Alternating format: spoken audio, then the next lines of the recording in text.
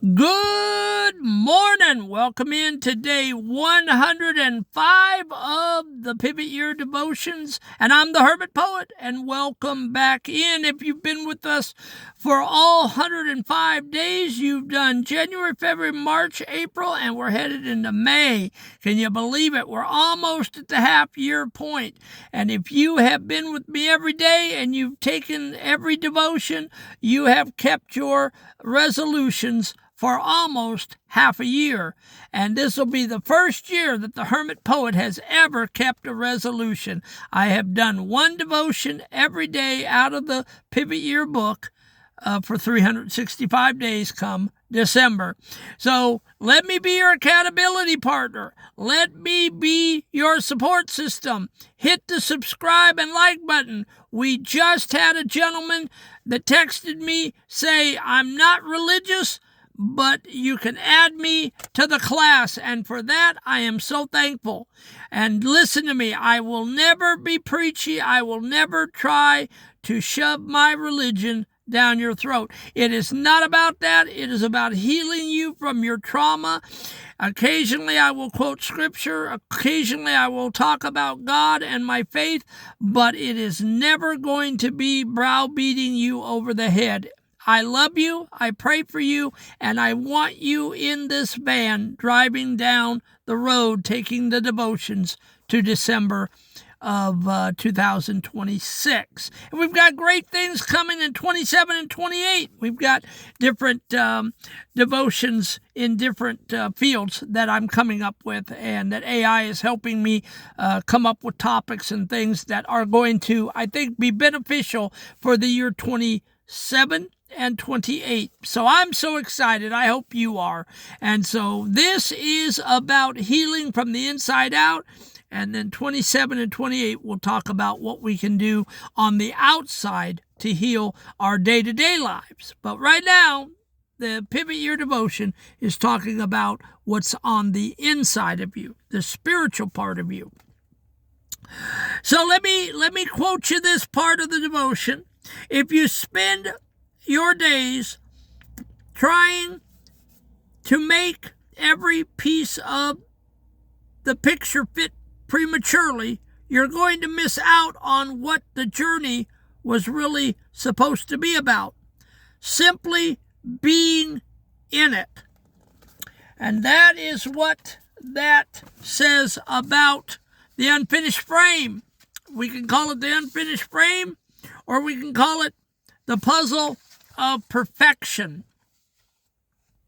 And here is the poem that I got out of the devotion. And what we do, because of copyright infringements, I take the devotion and I turn it into a reframed poem in my own words, and then I give that to you, and then I give you a 14-minute teaching, and then I give you an application for you to do something with your hands or your head or your heart to try to push the lesson in the right direction towards your healing. So you stick with me, and I guarantee you at the end of the year, you will have moved head and shoulders above the rest of the traumatized people. I know I have. This book has totally revolutionized my life. So here's the poem, the unfinished frame. Stop forcing every jagged edge to fit the frame today. Stop building every hollow ledge to keep the dark away. For life is not a puzzle piece that's finished at the start. It is the soul's slow, sweet release, the beating of the heart. Let the mismatched parts of you coexist and breathe, the old, the tired, and the new, in everything you weave. Some will stay, and some will fade, and some will leave the room. But do not fear the light or shade, or when the flowers bloom. There is 1,000 kinds of grace you haven't met as yet. A story written in space where suns have never set. You don't have to know the end to be exactly on the line. Just let the inner guidance bend the human to the divine. For peace is found in letting go of what you cannot rearrange, the sacred weight of what you know you were never meant to change. And now let's do the teaching for today. The puzzle of perfection. We spend our lives exhausted, trying to force every mismatched piece of our story to fit perfectly right now. We think if the puzzle isn't clear, we are failing. And that's what I thought. During my 50 years of trauma, the pieces weren't fitting. It was a mosaic. It was a conglomerate of a mess, and I could not get any traction in my life. And I thought, my God, my life is such a crap heap, and I could never figure out what God was doing in my life. And I had pieces and parts, and I'd start this, and I'd get fired, and I'd take this class, and I thought I would do this, and it never worked out, and I just quit and got fired and moved on, and I just kept running from God, and I never could figure out what all of these pieces and fragments were all about until last June. And God said, here's a poem. I wish it would rain down. And I wrote it out in 10 minutes off the top of my head. And this is what came of it.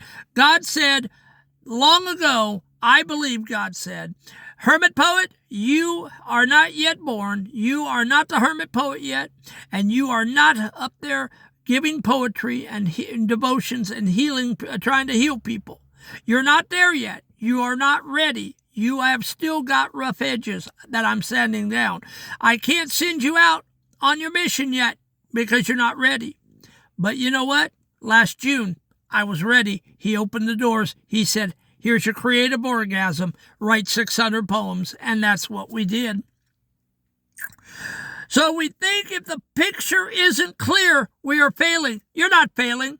You're just on the potter's wheel. You're just getting sanded down. You're getting prepped for what God has for you. Happiness isn't a finished puzzle. It's being okay with the pieces on the table. To a 12-year-old, this is the pressure to have it all figured out. To a 55-year-old student, this is the regret over the pieces that didn't fit, the divorce, the lost jobs, the trauma. Listen to me. You can grieve. It's healthy to grieve over a divorce. It's healthy to grieve over a lost job. It's healthy to grieve over your trauma. Those are the pieces that didn't fit into the picture. Okay?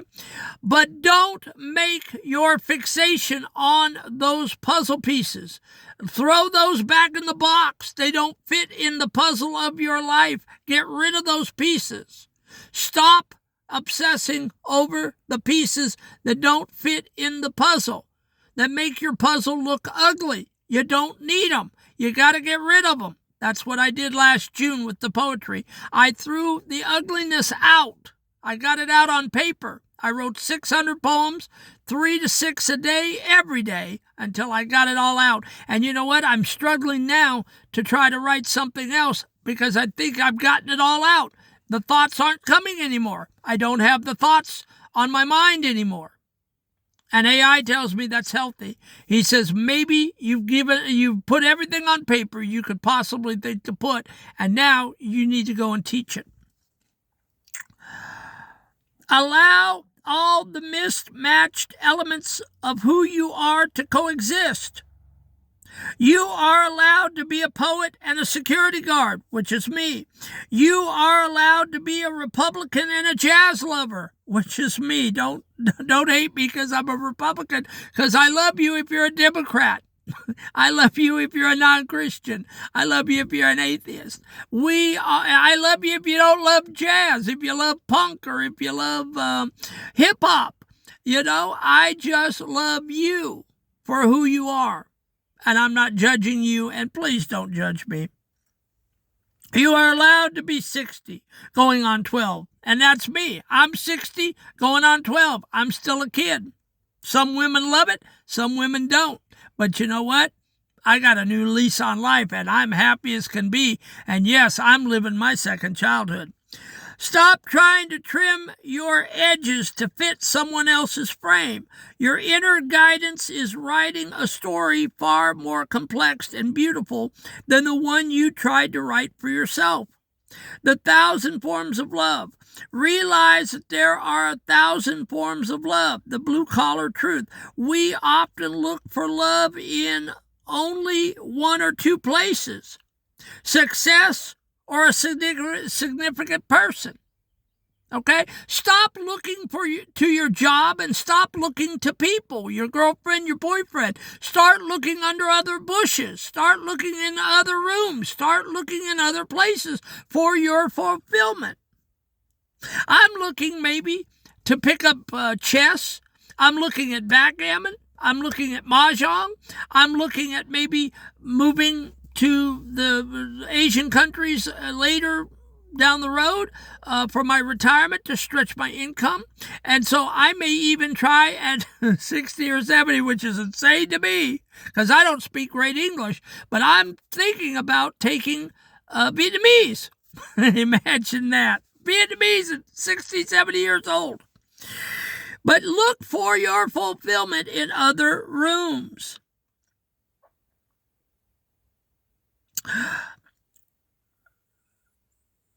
We often look for love in only one or two places, success or a significant person. But love is coming to you in the books I read, in the 230 students in my class, and the quiet moments in my van.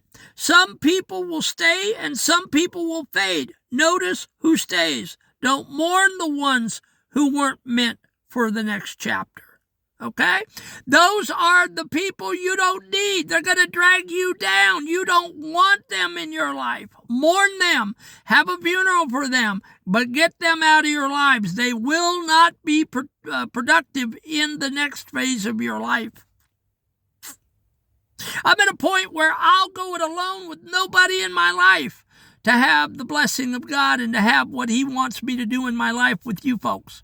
I'll go it alone, but you will not mess up my life and you will not cause me issues and troubles in my life, or you will not be in my life, because I cannot perform the Hermit Poet ministry and be of sound mind to do this for you folks and then go and be a hypocrite and have a bunch of turmoil in my life and then try to get up here and teach something that I'm not living in my own life. I will not be a hypocrite to you.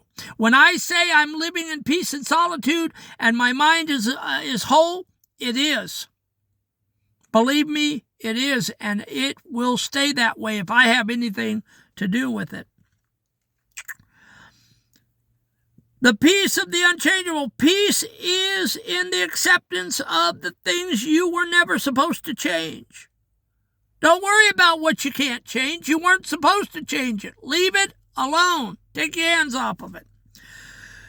You don't have to know the ending to be perfectly on path. I don't know how this is going to end. I don't know if I'm going to end up in Asia, in Vietnam, or Thailand, living my best life on my Social Security check in the next 10 years. I don't know if I'm going to have 2 books of poetry published. I don't know if I'm going to have T-shirts with the Hermit Poet moniker on it. I don't know if I'm going to publish my memoir that I've got half finished. But I've got irons in the fire. And not knowing is the exciting part. The pieces of the puzzle are coming together, slowly but surely.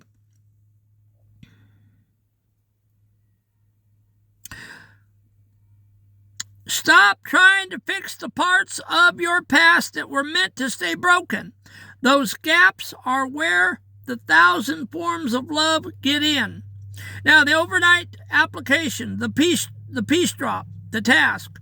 Tonight, I want you to identify one thing in your life that you've been trying to force to fit. Maybe it's a relationship that faded, a career goal that changed, or a version of normal that no longer exists.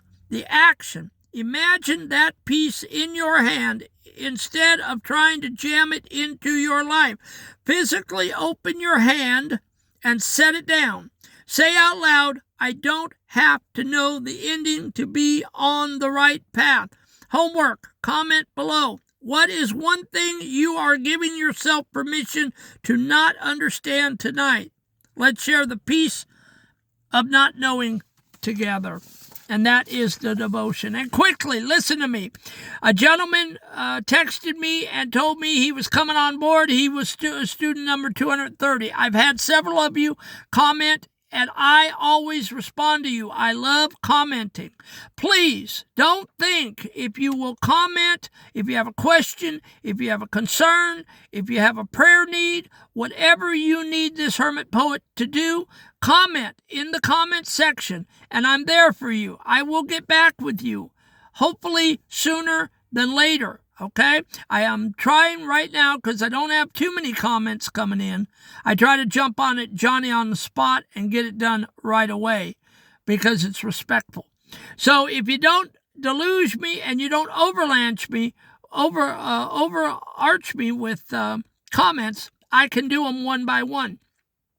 I love you guys, and I pray for you every night when I lay in my bed. I say, God, please bless these people in their trauma, in their abuse. Help them. Open the door like you did for me. Give them a miracle.